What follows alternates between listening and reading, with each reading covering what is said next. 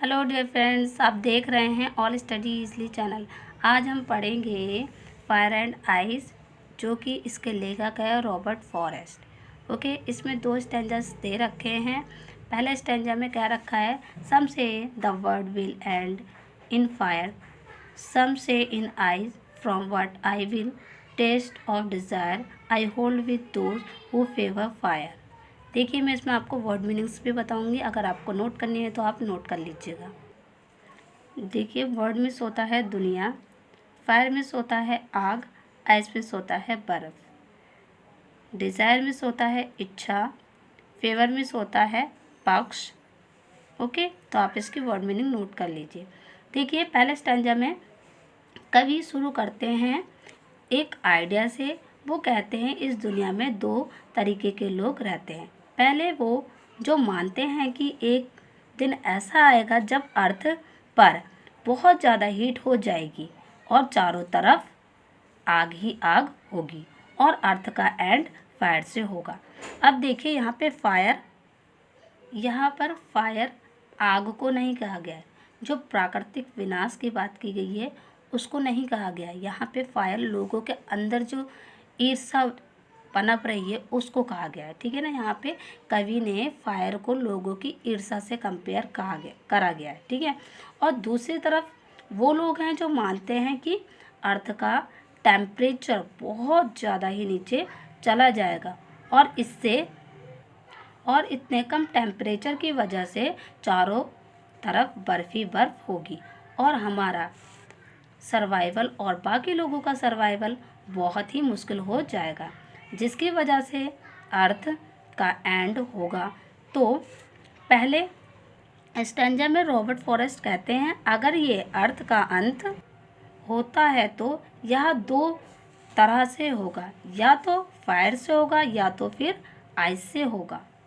कभी यहाँ पे प्राकृतिक विनाश की बात नहीं कर रहे हैं, यहाँ पे फायर की बात चल रही है, जिसका मीन्स है डिज़ायर यानी कि इच्छा, ग्रीड, लालच, लस्ट, हवस। यहाँ पे इन सब की बात करी जा रही है। ठीक है, तो फायर को इन सब चीज़ों से कंपेयर करा गया है। इसका कोई भी अंत नहीं है। क्या डिज़ायर का कोई अंत है? क्या लालच का कोई अंत है? यह इसका अंत नहीं है। यह दिन पर दिन बढ़ती जाती है, जैसे कि फायर यह लोगों की लाइफ को खा जाती है। और दूसरी तरफ बात करें आइस की, तो यह मानव की हेट यानी कि नफरत, डिग्निटी, दूसरों के इमोशंस को ना समझना। यह ह्यूमन यानी कि मानव की हेट मीन्स नफरत, डिग्निटी, दूसरे के इमोशंस को ना समझना। ठीक है, इससे आइस को कंपेयर किया गया है। कवि अपना एक्सपीरियंस बताते हैं कि मैं फायर की साइड हूँ। ओके, उनको लगता है कि फायर से पृथ्वी का विनाश होगा।